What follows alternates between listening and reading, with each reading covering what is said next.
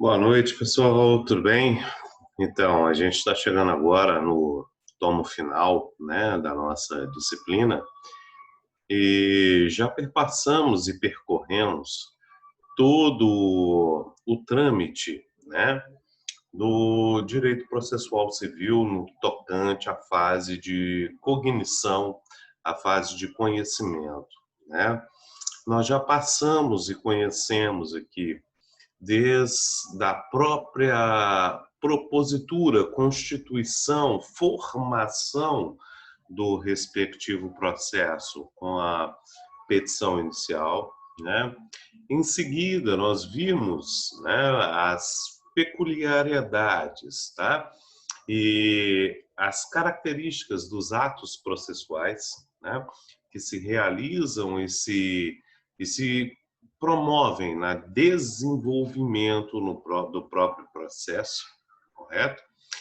E vimos as próprias perspectivas das relações processuais que seguem essa estrutura, como, por exemplo, né, a própria contestação, a figura da impugnação, a figura, né, propriamente dito, daquela fase de saneamento do processo, onde o juízo, né, ele verifica que aquele processo ele tem condições de chegar a um pronunciamento meritório, né, chegar a um pronunciamento que analisa as questões de fato e as questões de direito que estão incursas dentro daquela relação processual e não esbarrando tão somente naquelas perspectivas alheias ao processo, não porque menos importantes, mas porque estão vinculadas ao próprio procedimento e não ao conteúdo propriamente dito daquela relação, né? E a partir disso, após essa qualidade, nós vimos lá o Instituto da Audiência de Instrução e Julgamento, uma das maiores solenidades que acontecem dentro do curso do direito processual, dentro da perspectiva dessa fase cognitiva que estamos a estudar, né? Nós vimos também nos institutos ali da distribuição dinâmica do ônus probatório, né? Como que o Código de Processo Civil inicialmente trata essa distribuição, né? E como que ela pode ser diversificada e determinante para os cursos e fundamentos daquele processo. Agora, notadamente, né, após toda essa construção, nós estamos diante da fase final, né? A fase final onde há um pronunciamento do juízo sobre aquele caso concreto que foi posto ao seu exame, né? Nós vamos falar aqui do Instituto das Sentenças, né? E como a gente viu, né, as sentenças, como regra, todas elas, se a gente fosse falar de uma classificação, todas elas são a um só tempo condenatórias, né, declaratórias e constitutivas. Embora toda sentença ela possua essa carga, né, nós percebemos que muitas vezes numa sentença em que se discute mera declaração de direito, às vezes você tem condenação em custas e honorários, né? Numa relação que se busca apenas um viés condenatório, como, por exemplo, a reparação de danos, você tem ali a declaração relativa à violação do direito, né? Que está sendo ali gerado, né, pela obrigação. Então, nós temos, pessoal, que a um só tempo todas as sentenças elas possuem uma determinada carga. Uma carga condenatória, uma carga declaratória e uma carga constitutiva. Como regra também, independentemente da natureza dessa ação, qualquer sentença que julgue improcedente o pedido, denominada aí, por exemplo, declaratória negativa, né, que nega a existência do direito para aquele indivíduo, uma vez que nós temos, nesse caso, a sentença tão somente que declara a inexistência do direito pleiteado, mas muitas vezes ela carrega consigo também uma carga condenatória, né, notadamente no que cerne a condenação aos honorários, às custas processuais. Né? Nós podemos então dizer que as sentenças elas podem ter natureza declaratória, né? E elas são decorrentes de uma ação, né, que tem essa característica, e ela visa ali eliminar a incerteza sobre determinada relação jurídica, tá? Ou seja, o próprio Código de Processo Civil, inclusive no artigo 19, inciso 1º, vem para nós dizer que o interesse do autor ele pode limitar-se à declaração acerca da existência ou da inexistência de uma relação jurídica. Para tanto, deverá o autor promover aqui, né, a respectivação de natureza meramente declaratória, nos termos também do artigo 20 lá do CPC. Pelo seu próprio conteúdo, a sentença declaratória ela tem efeito imediato, dispensando qualquer procedimento executivo complementar, né? Então, quando eu viso apenas declarar a existência de uma relação jurídica, a título de exemplo, né, eu posso dizer que a declaração, por exemplo, de paternidade, né, quando nós temos uma ação investigatória de paternidade, ela produz efeitos imediatos. Claro, está aqui presente o fato, né, de que nesse exemplo, no caso de uma ação declaratória de paternidade ou negatória de paternidade, né, que seria uma declaratória negativa, nós teríamos ali também uma carga constitutiva, né? Uma vez declarada aquela paternidade, a constituição deste vínculo se dá desde a concepção desse indivíduo, porque o indivíduo ele não se torna pai com a sentença, ele sempre foi pai, porém teve aquela relação jurídica declarada com a sentença propriamente dita, né? Então nós podemos dizer que a constituição do direito pode não se confundir em tempo, né, com a própria declaração da sua existência. Uma outra característica é a ação constitutiva, na qual nós demos um exemplo agora, né, da questão ali da relação de paternidade.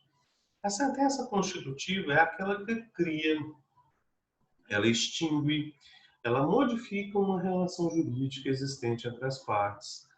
O divórcio judicial constitui exemplo claro dessa espécie de sentença. Quando, por exemplo, o juiz ele decreta o divórcio, ele está extinguindo uma relação jurídica, que é notadamente o matrimônio, o vínculo conjugal.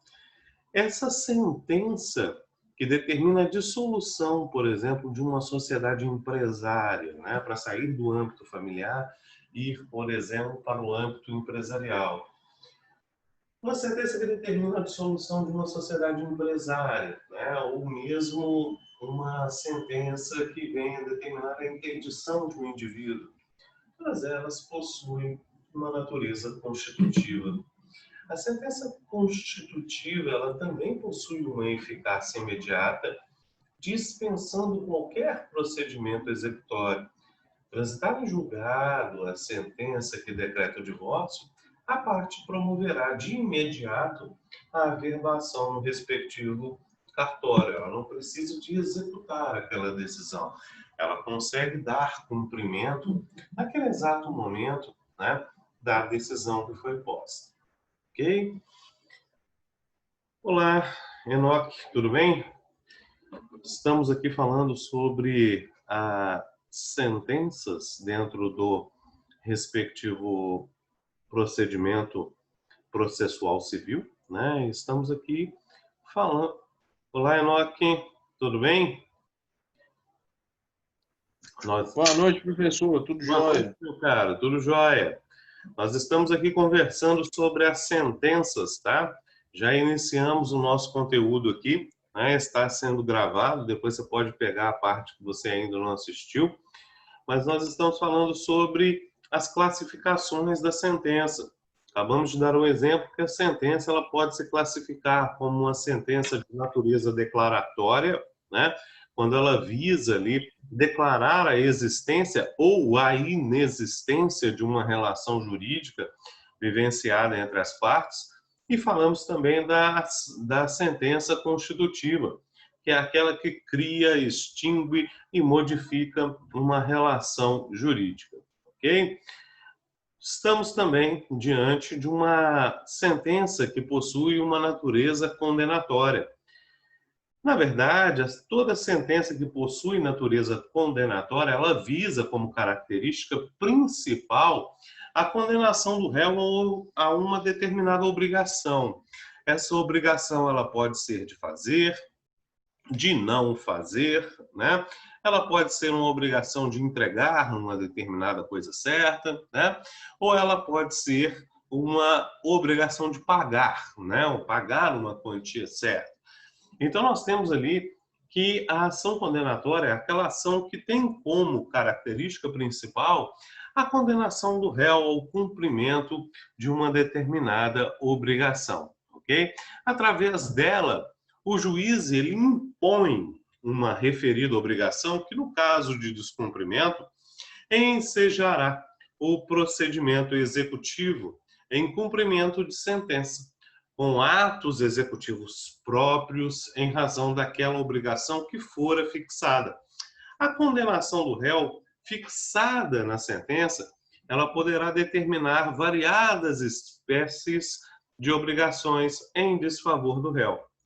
Poderá fixar a obrigação de pagar dinheiro, obrigação de fazer, de não fazer, uma obrigação de entregar coisa certa, né, como já dissemos, e até mesmo a obrigação de emitir uma declaração de vontade. Tá? Por exemplo, quando nós temos lá a abertura de um inventário, né? Onde nem todos os herdeiros estão representados, por exemplo, pela figura de um mesmo procurador. E aí, diante daquela situação, o inventariante ele requer ao juiz, né, que intime um determinado herdeiro para manifestar se aceita ou se renuncia àquela herança deixada. Né? E aí, neste caso, o indivíduo ele vai ter que manifestar no processo, né, para emitir uma declaração de vontade. Nessa perspectiva, também teríamos uma ação de natureza condenatória. Tá? Então, em resumo, a sentença declaratória é aquela, né, que determina a existência ou a inexistência de uma relação jurídica. A sentença constitutiva é aquela que cria ou modifica uma relação jurídica, né, a constituição de um novo estado jurídico entre as partes. A sentença condenatória é aquela que condena, é aquela que condena o réu à prestação de uma determinada obrigação. Né? Essa é a carga condenatória de uma sentença. Essa sentença condenatória ela pode ser líquida, né? Quando declina objetivamente o objeto, o quanto sobre o qual recairá a obrigação. Em regra, toda sentença condenatória ela deve ser líquida. Admite-se, contudo, em alguns casos, né, a prolação de sentença ilíquida, quando não for possível de imediato determinar o seu valor. Nessa qualidade, nessa perspectiva, tá, o processo posteriormente seguirá, né, uma fase de liquidação daquela sentença para que o valor seja ali fixado. Nós temos outras classificações também, né, como, por exemplo, a sentença mandamental. Né?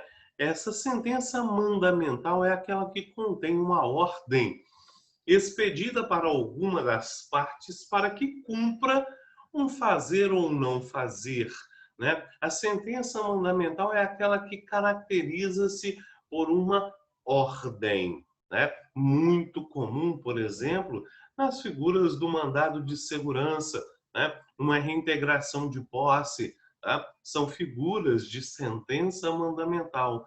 Há uma determinação, uma obrigação fixada na sentença que deve ser objetivamente cumprida, né? Dentro dessa característica, nós temos ali as classificações da sentença. A sentença, após a sua prolação, ela pode ser modificada, ela pode ser alterada, né? Nós temos que o Código de Processo Civil expressamente diz que, publicada a sentença, o juiz somente poderá alterá-la para corrigir algum erro de ofício ou a requerimento das partes, inexatidões materiais ou erros de cálculo que tenham por oportuno ser apresentado àquela sentença, né? E também pelo instrumento conhecido como embargos de declaração.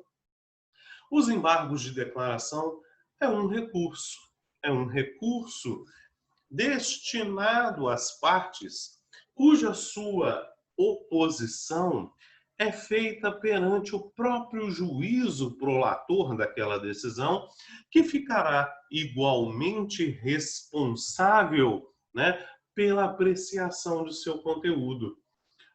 O recurso de embargos de declaração não tem como objetivo finalístico a reforma ou modificação de uma decisão. Essa modificação ou eventualmente essa reforma, ela pode vir acompanhada dos embargos de declaração por via reflexa, por via alternativa. Expliquemos essa qualidade. O recurso de embargos de declaração é um recurso cuja interposição é limitada a 5 dias, 5 dias contados da prolação da decisão, né, da sua publicação ou eventual intimação das partes, né? E esses 5 dias são 5 dias úteis. Os embargos de declaração, ele visa corrigir alguns defeitos existentes dentro daquela decisão que foi proferida. Esses defeitos são inerentes, eles estão ali vinculados a uma característica que é a existência de uma omissão, ou seja, o juízo ele deixou de apreciar dentro daquele processo algo extremamente relevante, algo que poderia, em tese, infirmar, modificar aquela decisão que foi por ele prolatada, né? Essa é a característica da omissão, né? Constitui-se numa ação negativa do juízo enquanto a sua pretensão, enquanto a sua função. Ele deixa de reconhecer, ele deixa de se manifestar expressamente sobre uma determinada circunstância. Por outro lado, os embargos de declaração, para além da omissão existente, ele visa também corrigir defeitos de contradição ou obscuridade, né? Quando nós falamos da contradição, nós estamos falando daquela redação textual, né, daquela sentença que ela tem uma dupla interpretação. É aquela sentença que muitas vezes, né, narra um determinado fato e conclui de outro modo, conclui de outra forma, né? Essa sentença, por sua vez, ela se verifica contraditória. E é por meio do recurso de embargos de declaração que visamos corrigir tal medida, corrigir esse instituto. Tá? Professor, Pois não. você teria algum exemplo dessa sentença aí contraditória, um exemplo real? Claro, eu vou te dar um exemplo aqui. Vamos imaginar a presente circunstância, tá, Enoque?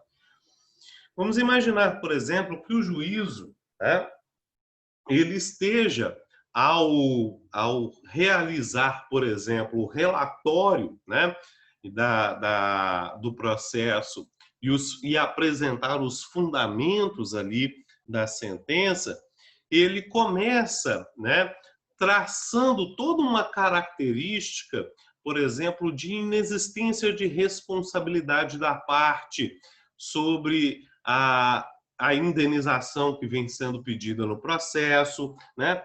E aí ele vem construindo ali o seu raciocínio deste modo, e lá na parte da conclusão, ele, contraditoriamente àquilo que foi dito no início, ele se manifesta em sentido contrário, né?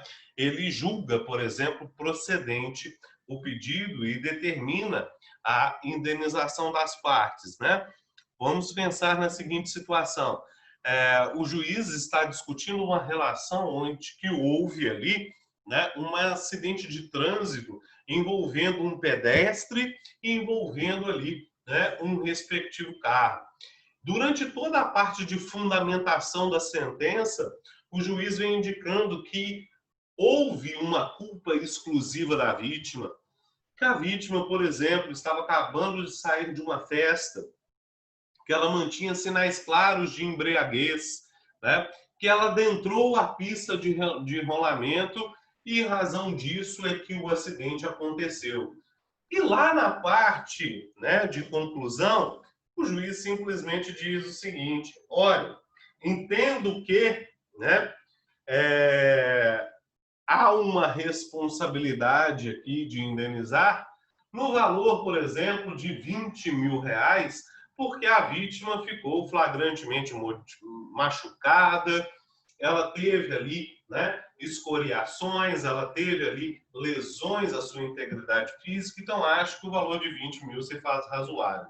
Essa sentença, se fosse prolatada dessa maneira, ela seria flagrantemente contraditória, porque o juiz, na sua parte de fundamentação, né, na parte em que ele expõe as razões de decidir, ele se posiciona, se manifesta de uma maneira e conclui de forma contraditoriamente, né?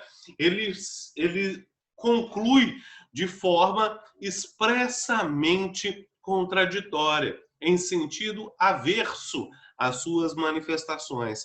Essa é uma ideia de uma decisão que possua natureza contraditória, né? É a mesma coisa, por exemplo, de uma parte que está litigando, né, num processo sobre assistência judiciária gratuita. O juiz expressamente diz assim: olha, você está sobre assistência judiciária gratuita, e condena, ao final, essa parte a pagar honorários de sucumbência. Ora, uma coisa não encaixa com a outra. Se eu estou sobre o pálio da assistência judiciária gratuita, em tese, né, honorários de sucumbência, eu não posso ter a condenação. E se tiver, que fiquem suspensos a sua execução. Entendeu, Enoque? Entendi. E isso acontece com frequência? O Enoque, não tanto. Tá? A grande maioria dos embargos de declaração, Enoque, se fundam na existência de uma omissão feita pelo juiz, né?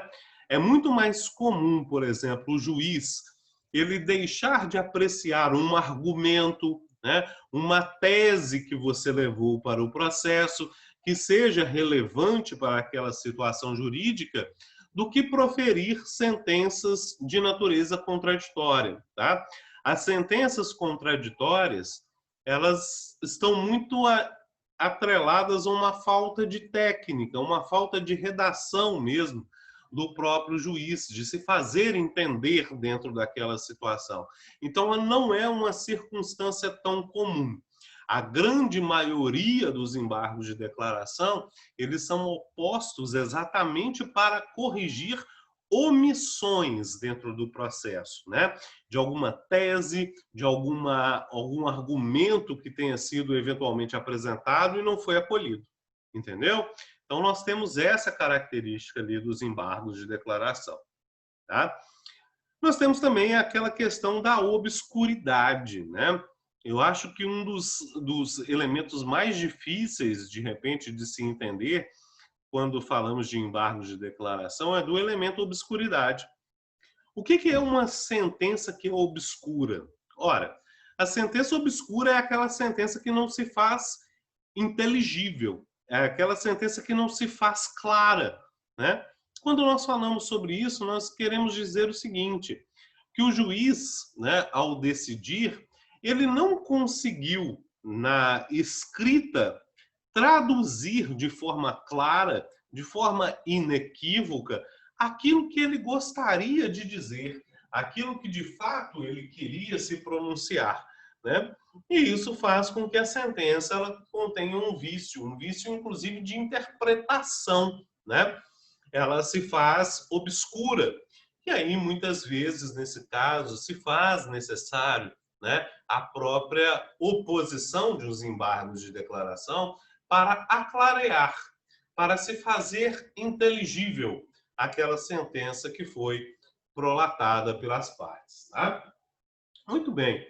Então, quando uma sentença, após a sua prolação, ela pode ser modificada? Simples. Nós temos duas circunstâncias. A sentença ela pode ser modificada, né? Exatamente por existir, muitas vezes, erros materiais, como, por exemplo, um mero erro de digitação, né? Um erro, por exemplo, de redação. Isso pode ser flagrantemente corrigido. Eu tenho até um exemplo muito bom disso, sabe? Você que está aí, Enoque, na frente do seu computador, dá uma olhada para a tela, por exemplo, o teclado do seu computador. Dá uma olhada para o teclado do seu computador. Você vai ver que onde está o número 4, né, ele tem um cifrão de dinheiro no número 4. Tá vendo aí? E o que aconteceu nisso, cara? Olha que interessante isso. Eu estava numa audiência, fazendo uma audiência de responsabilidade civil, onde estava ali discutindo se o indivíduo devia ou não indenizar uma das partes. E acabou que a sentença me foi favorável, a sentença foi ali favorável à minha pretensão e eu ganhei essa reparação. Quando o juiz ele foi fixar os honorários de sucumbência, né, que isso é fixado entre 5% a 20% da ação, né, o juiz ele tinha proferido essa decisão na própria audiência. Isso é perfeitamente possível. O que a gente estava lá? O juiz ele fez uma audiência de instrução, ele ouviu todo mundo, ouviu as testemunhas, ouviu as partes, né? A gente fez ali umas alegações finais e o juiz resolveu que ele daria a sentença ali naquela própria audiência. Então ele sentou à frente do computador e começou a digitar aquela audiência ali de imediato. E aí ele deu a procedência para o meu cliente, né? Condenou lá em honorários, né? Ele condenou lá, por exemplo, era uma indenização por danos morais e ele fixou essa indenização, né, em R$ 4.500, né? A indenização por danos morais era uma negativação indevida em órgãos protetivos de crédito, condenou lá em danos morais de R$ 4.500 e ele foi fixar os honorários de sucumbência. E quando ele foi fixar os honorários de sucumbência, ao invés dele colocar, né, os respectivos, ele foi colocar lá a percentagem, o percentual, 5%, 20%, ele quis colocar o valor já de cara. E aí o que aconteceu? Ele digitou no computador o R. Quando ele foi digitar o cifrão que está em cima do 4, o cifrão não pegou. Acho que ele não apertou o Shift ou alguma coisa assim e não pegou. Então o que ele fez? Ele apertou o número 4 e apertou 500 para frente, sabe? Ele ia apertar o cifrão e me dar R$ 500 de honorários, ok, era 10% do que tinha sido condenado lá. Mas o que ele fez? Ele apertou o 4.500.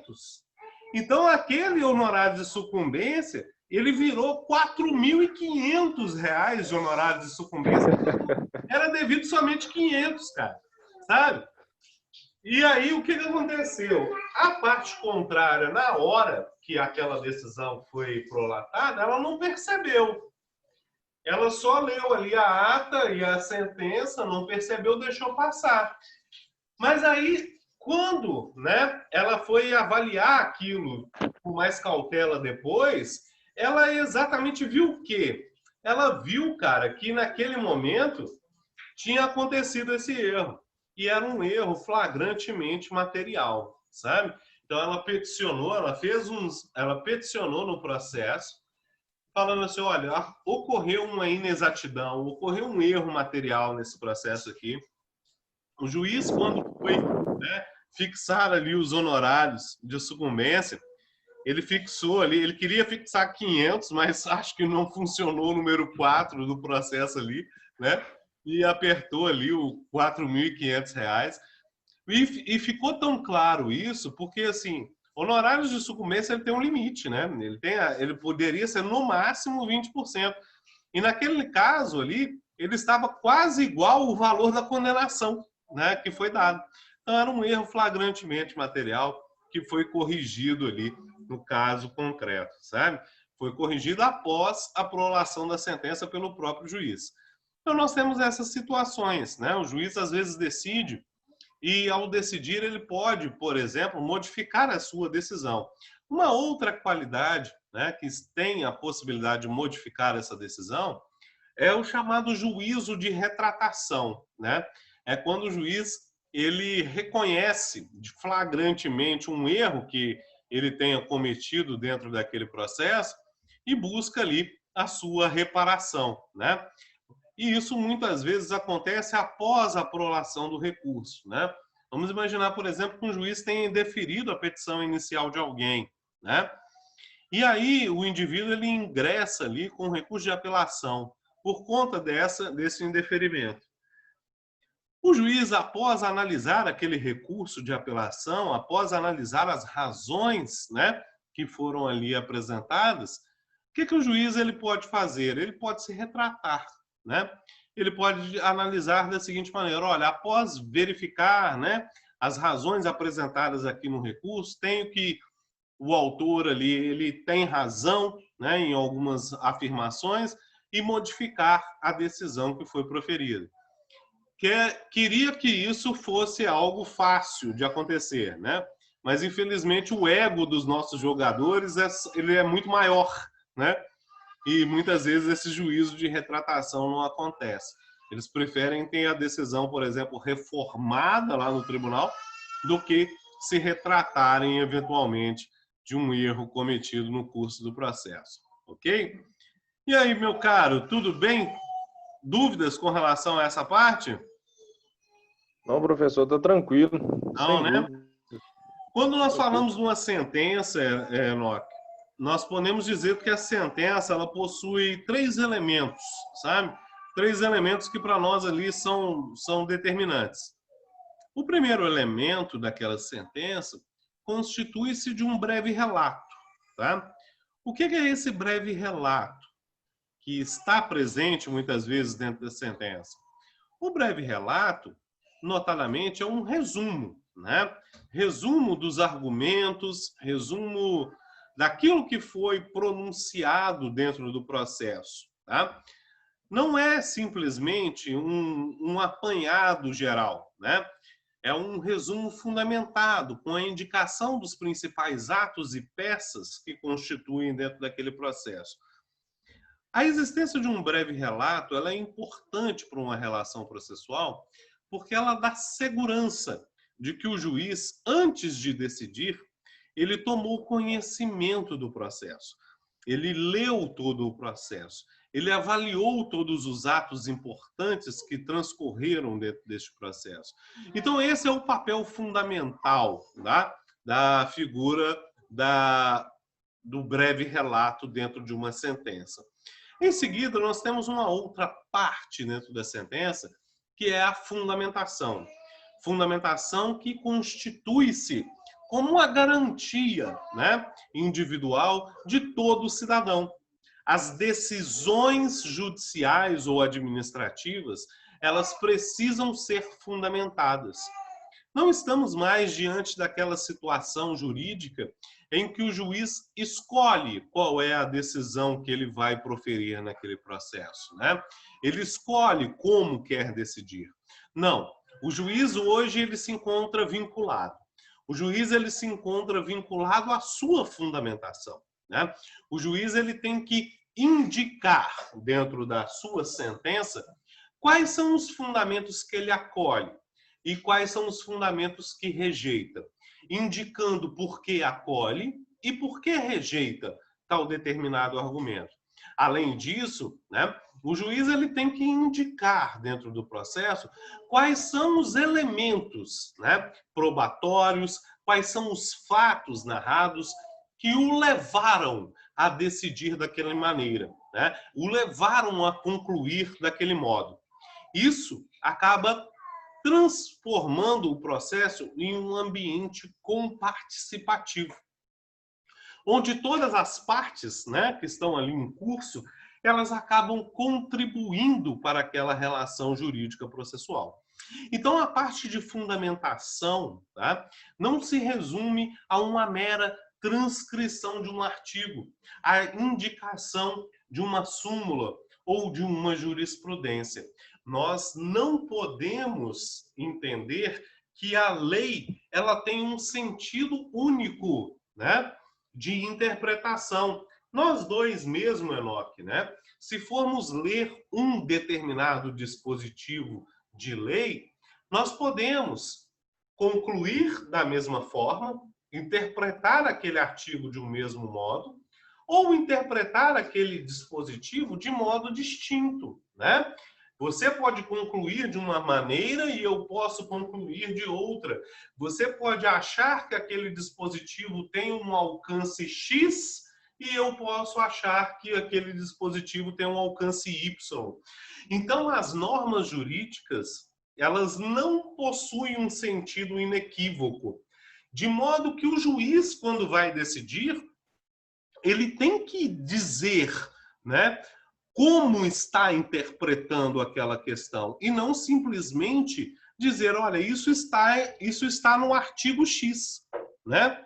Porque se fosse neste caso que eu exemplifiquei aqui, né, se falasse assim para mim, olha, eu acolho o pedido do Enoque porque esse pedido tem previsão no artigo X. Ora, eu também estou lendo o mesmo artigo X e estou entendendo de outra forma. Por que que eu, que estou entendendo de outra forma, estou errado? É essa qualidade que o juiz precisa de esclarecer dentro da sua sentença e por isso que se faz tão importante a figura da fundamentação jurídica, né?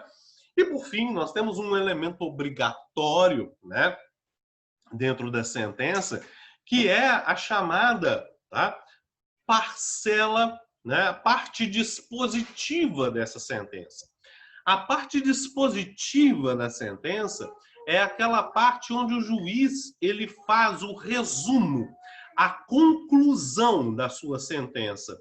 Ele indica naquele momento qual é o conteúdo declaratório, constitutivo, mandamental, condenatório da sua sentença. É aquele momento em que o juiz fala: julgo procedente o pedido para condenar, para declarar, para constituir, para determinar numa sentença mandamental, né? Então nós temos essa figura da sentença, essa parte constitutiva que indica qual é o resultado, o resumo, a conclusão daquela sentença que foi prolatada. Essa figura, ela é bastante representativa para nós, porque é a parte constitutiva da sentença que forma o que nós podemos dizer da coisa julgada. né? O instituto da coisa julgada, que é aquela imutável, que é aquela que não pode ser modificada, né? O instituto da coisa julgada, ela se opera sobre a parte constitutiva da sentença. As razões de fundamentação dessa relação jurídica não geram uma coisa julgada, e sim, né, aquilo que gera a coisa julgada é a parte constitutiva, é a parte dispositiva daquela sentença, né? É ali que nós vamos ter a indicação de quais foram os direitos reconhecidos, qual é a condenação que foi prolatada, a extensão dessa condenação que foi prolatada, né? É ali que nós precisamos de concentrar muitas vezes a nossa atenção, tá? E é muito comum, Enoque, como a gente vinha conversando ali, é muito comum diante dessas situações, de muitas vezes, tá? Aquilo que o juiz disse lá na fundamentação não encontrar correspondência na parte, né, na parte dispositiva. Vamos imaginar, por exemplo, que estamos diante de um processo que tenha inúmeros pedidos que foram proferidos lá, né? Inúmeros pedidos que foram ali apresentados para o juiz. E o juiz acolhe todos eles. O juiz faz lá, né, na sua fundamentação, uma fundamentação acolhendo todos os seus pedidos, tá? Mas na parte dispositiva, ele deixa de indicar um deles, ok? O que faz coisa julgada? O fundamento ou a parte dispositiva? É a parte dispositiva. É aquilo que é o mandamus da sentença, né? É o conteúdo mandamental da sentença. Então, essa parte dispositiva, se ela não lhe atender, se ela não compreender tudo aquilo que se almeja na ação, ela pode ser objeto também de enfrentamento por meios de embargos declaratórios, ok? Então, através dos embargos declaratórios, eu posso vir ali tentar sanar e corrigir eventual omissão ali existente. Ok, Enoque? Ok. Beleza, chefe. Hoje a gente ia falar sobre sentença. Eu acredito que a gente exauriu esse conteúdo aqui, tá? Eu vou, hoje ainda, né, às 23h59, fecha o prazo aí da VA3 e VA4. Amanhã eu já devo atualizar aí o sistema para vocês, ok?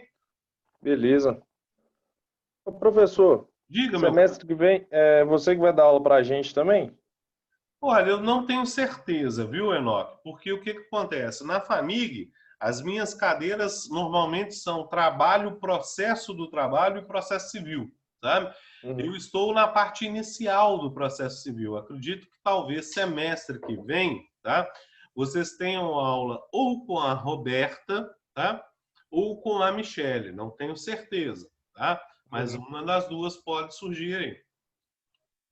Beleza. Então tá joia, meu caro. Alô, Obrigado bom aí, final de viu? semana.